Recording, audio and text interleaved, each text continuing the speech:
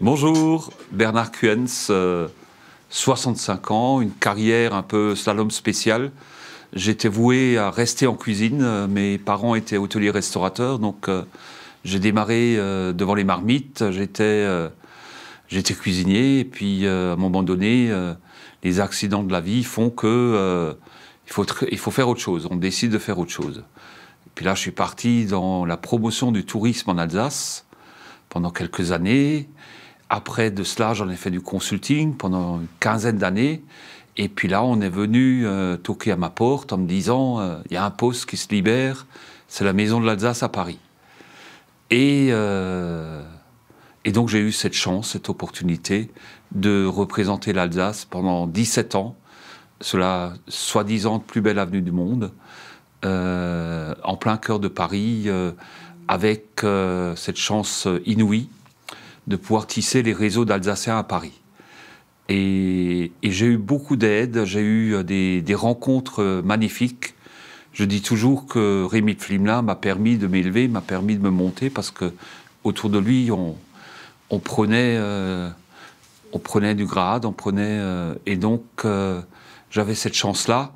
Et ces réseaux d'Alsaciens permettaient, par ricochet, d'entrer dans les réseaux parisiens. C'était l'utilité de ces réseaux aussi, parce que sinon ça tournait en rond autour de soi-même. Et donc c'était exceptionnel.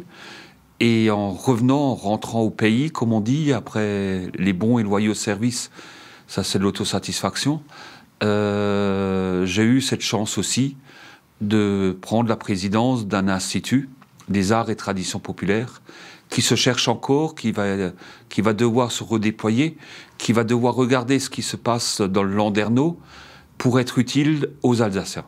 Voilà un peu... et donc j'ai pris la présidence de cet institut il y a quelques mois, où j'ai succédé à Jean-Marie Vetter. Voilà un peu, en quelques mots, mon parcours qui, je le dis souvent, est un slalom spécial, quoi. Donc j'ai peut-être loupé quelques portes, mais en règle générale, ça passait.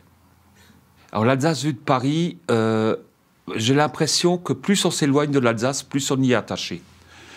Et j'ai remarqué ça avec les Alsaciens de l'étranger, je le remarquais et je l'observais avec les Alsaciens de Paris. On a cet attachement à l'Alsace quand on la quitte. Parce que quand on y est, il y a l'autocritique, il y a le fait de dire ouais, on devrait faire comme ça, on devrait faire comme ci. Alors, les uns veulent faire comme ça, les autres veulent faire comme ci. Quand on crée quelque chose, on ne crée pas un organisme, on en crée tout de suite 3 pour qu'ils se tirent la bourre, pour qu'ils se fassent concurrence. Et ça, c'est un peu dans le Landerneau. Mais vu de l'extérieur, vu de Paris, il y a ce côté sentimental, ce côté romantique. On ne voit que les bonnes choses. Et la deuxième chose, quand vous êtes dans ce milieu-là, ce sont des gens qui sont dans des fonctions importantes et qui ont envie d'aider l'Alsace. Mais l'Alsace ne veut pas être aidée. Et donc on se retrouve parfois dans des situations totalement idiotes, totalement imbéciles. On a fait un colloque sur l'emploi, sur les besoins d'emploi et de ressources dont l'Alsace a besoin aujourd'hui, mais on a fait ça il y a 10 ans. Et on en parlait aux politiciens alsaciens, ils disaient « mais on est en plein chômage, qu'est-ce que vous nous racontez ?» Enfin, ils ne comprenaient pas le message. Et nous, on a bossé à Paris à vide. Après, évidemment qu'on voudrait aider Strasbourg, capitale européenne. Mais personne ne veut de cette aide, ici. Parce que les politiciens sont assez forts pour le faire tout seuls. Moi, je suis né dans un village de 700 habitants. J'aurais dû y rester. Et aujourd'hui, je suis adopté à Strasbourg, donc j'ai les deux facettes, quoi. Et moi, j'ai adopté Strasbourg, que j'aime beaucoup, parce que je la défends bien, je la trouve belle. Et même si on y plante beaucoup d'arbres en ce moment, c'est peut-être bon aussi pour Strasbourg, c'est bon pour nous. Alors en tant que retraité à Strasbourg, c'est formidable, mais après, il ne faut pas oublier les jeunes, il ne faut pas oublier l'emploi pour les jeunes, il ne faut pas oublier leur avenir. Alors, si l'on regarde l'histoire de l'Alsace, l'Alsace était prospère quand elle était ouverte sur le Rhin. Si on l'enferme dans un carcan administratif qui va jusqu'à Nogent-sur-Seine, c'est peut-être pas la meilleure idée. Et si cette grande région ne s'occupait que du supra-régional, parce que les trains, que les écoles, porte l'étiquette de cette grande région, c'est pas gênant. Mais que localement, on laisse les gens réagir, faire, agir, prospérer tel qu'ils le souhaitent. Moi, je ne supporte pas que les ordres viennent d'Épernay ou viennent de Givet dans les Ardennes.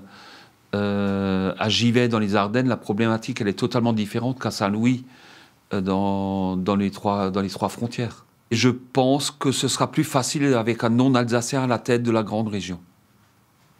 Je l'espère.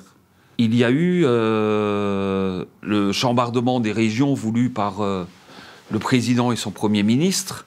Et il y a eu des grandes régions qu'on a fait. On a fait de la réorganisation et on a fait de la structuration. On n'a rien fait. Alors, en façade, on nous dit que économiquement, on a fait ceci, on a fait cela, mais ça se serait fait sans eux. Donc, maintenant, voyons ce que ça va donner. Est-ce qu'il va y avoir un Big Bang de ces grandes régions ou pas?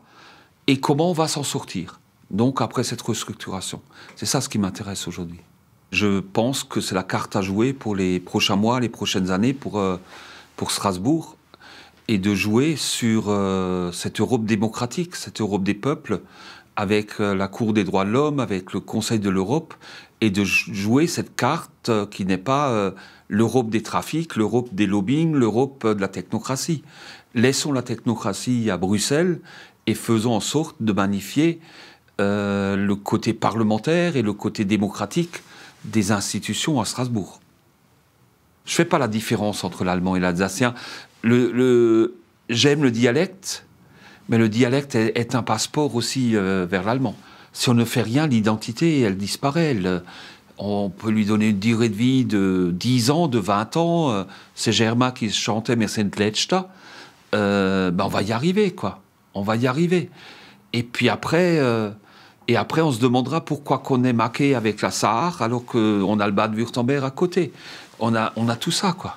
Et la Suisse. Il y a une phrase que j'ai beaucoup aimée dans une expo là, sur l'histoire de l'Alsace. C'est notre capacité à faire de la résistance passive. Et je trouve que ça colle vachement bien avec l'alsacien. C'est-à-dire, on est contre, mais on ne fait rien. Donc on n'agit pas. Et on est dans cette résistance passive. Ça, j'aime bien.